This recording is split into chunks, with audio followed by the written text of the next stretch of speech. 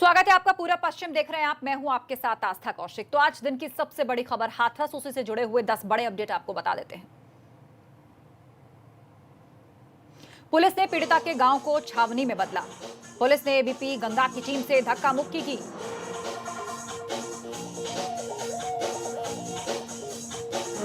TMC सांसद Derek ओ Brian को धक्का देकर पुलिस अधिकारियों ने गिरा दिया। लखनऊ में सपा का प्रदर्शन, पुलिस ने लाठियां बरसाई। पीड़िता का भाई मीडिया के सामने आया, पुलिस की पोल खोली। राज्य मंत्री अजीत पाल ने हाथरस की घटना को छोटा मोटा मुद्दा बताया। एसीएस सूचना की प्रेस कॉन्फ्रेंस में हाथरस का जिक्र ही नहीं किया गया। भाजपा प्रदेश अध्यक्ष स्वतंत्र देव सुनील बंसल ने सीएम योगी से बातचीत की। सीएम योगी ने मुख्य सचिव DGP ADG law and order से बातचीत की। सीएम ने ट्वीट किया, प्रत्येक माता बहन की सुरक्षा के लिए संकल्पबद्ध है।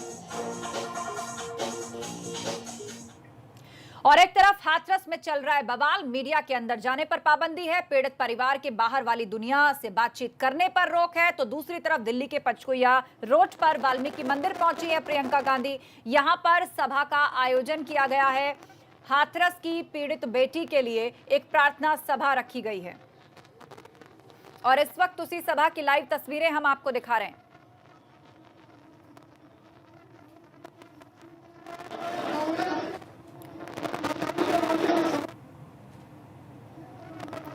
कल सड़कों पर उतरी थी प्रियंका गांधी, राहुल गांधी और कांग्रेसी कार्यकर्ता। पुलिस ने जब गाड़ियों का काफिला रोका था तो पैदल ही मार्च उन्होंने एक्सप्रेसवे पर शुरू कर दिया था और कहा था हाथरस पहुंचकर रहेंगे। पुलिस ने जब आगे रोका तो वहीं धरने पर बैठ गए। उसके बाद पुलिस ने डिटेन करके तमाम कार्यकर्ताओं और प्रियंका गांधी, राहुल गांधी को अपने साथ ले गई थी। गेस्ट हाउस में उनको रखा था और फिर शाम को उन्हें यूपी बॉर्डर के पार ले जाकर छोड़ दिया गया था। और आज प्रियंका गांधी प्रार्थना सभा में पहुंची हैं। यहां पर वाल्मीकि मंदिर, जहां सबसे पहले उन्होंने दर्शन किए हैं।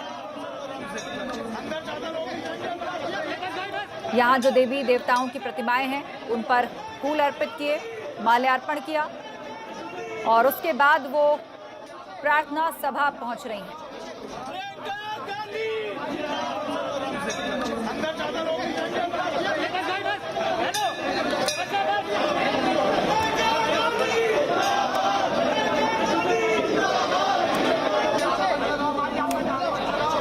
तो ये तस्वीरें हम आपको दिखा रहे हैं। एक तरफ हाथरस का बवाल अभी थमा नहीं है।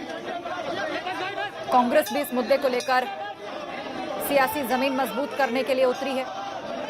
कल हाथरस के लिए जो मुहिम प्रियंका गांधी ने शुरू की थी, आज प्रार्थना सभा वो पहुंची है।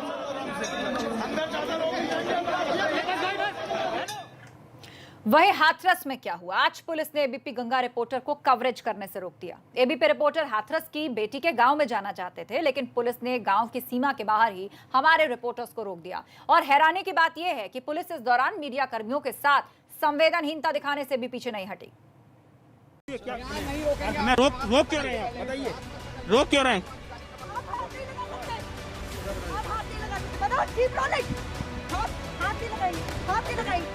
हाथरस में पुलिस की ऐसी पहरेदारी पहले कभी नहीं दिखी। पहरा गांव के अंदर नहीं जाने देने का या पहरा सच को छिपाने का। एबीपी गंगा शुरू से ही हाथरस का सच दिखाने में आगे रहा है, क्योंकि हम किसी सच को कभी छुपाते नहीं हैं। और इसी मिशन के तहत हमारे रिपोर्टर्स हाथरस जाना चाहते थे, वहां के सच को दुनिया के सामने लाना चाहते थे। लेकिन पुलिस ने हमारे रिपोर्टर्स के साथ कैसा बर्ताव किया, मीडिया की आवाज को किस तरह से दबाना चाहा। सबसे पहले देखिए पुलिस ने हमारे संवाददाता नितिन उपाध्याय को कैसे पीड़ित परिवार के गांव में जाने से रोका। एबीपी गंगा रिपोर्टर पीड़ित परिवार के गांव में जाना चाहते थे, लेकिन पुलिस ने गांव की सीमा पर ही कड़ी पहरेदारी कर रखी थी। बैरिकेडिंग और रस्सियों का घेरा बनाकर रखा गया था। एबीपी गंगा नितिन उपाध्याय अंदर जाने के लिए आगे बढ़े, लेकिन पुलिस ने रोक दिया। कैमरामैन को आगे नहीं बढ़ने दिया। हमारे रिपोर्टर की माइक को झुकाने की कोशिश की गई। हमारे संवाददाता के आगे पुलिस श्रृंखला बनाकर खड़ी हो गई और इस तरह से मीडिया को रोका गया। लेकिन जब हमारे रिपोर्टर ने पुलिस से रोकने का कारण पूछा तो पुलिस के पास इसका कोई जवाब नहीं। मैं रोक क्यों रहे हैं? बताइए, रोक क्यों रहे हैं? आप हाथ नहीं लगा सकते, आप हाथ नहीं लगा सकते। बताओ, कीप रोलिंग।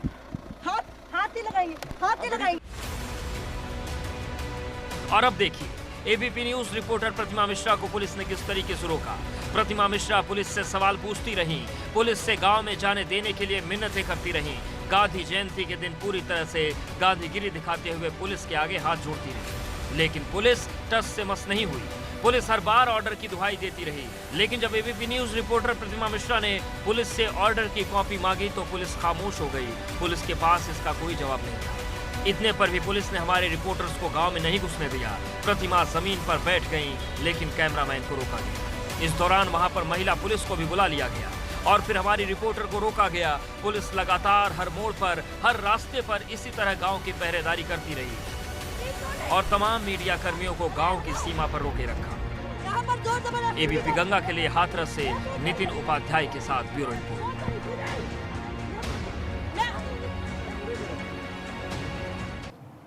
और इसी पर पूछ रहा है एबीपी गंगा सवाल नंबर 1, मीडिया को पीड़िता के गांव जाने से आखिर क्यों रोका जा रहा है। इस वक्त का सबसे बड़ा सवाल यही कि आखिर क्या वजह है कि पुलिस जो है वो पीड़िता के गांव जाने से मीडिया को रोक रही है। एबीपी गंगा पूछ रहा है सवाल पूरे मामले पर इस वक्त जो उठ रहे हैं। सवाल नंबर 2, पीड़ित परिवार से किसी को आखिर मिलने क्यों नहीं दिया जा रहा। पीड़ित परिवार से कोई बात ना कर ले, इस बात का ध्यान रखा जा रहा है। पीड़ित परिवार से किसी को मिलने नहीं दिया जा रहा, परिवार को गांव से बाहर नहीं आने दिया जा रहा। इसके अलावा अस्थियों का विसर्जन अभी तक क्यों नहीं हो सका है। गांव को छावनी में क्यों तब्दील कर दिया गया है। आखिर किस सच पर पर्दा डालने की कोशिश में है इस वक्त हाथरस पुलिस। क्या यूपी पुलिस ने सरकार की किरकिरी कराई है। पीड़ित परिवार को धमकी देने वाले डीएम पर आखिर कार्रवाई कब होगी। ताजा घटनाक्रम पर बयान देने आला अधिकारी क्यों नहीं आ रहे। नए एसीएस सूचना नवनीत सहगल की पहली पीसी में इस घटना का जिक्र क्यों नहीं था।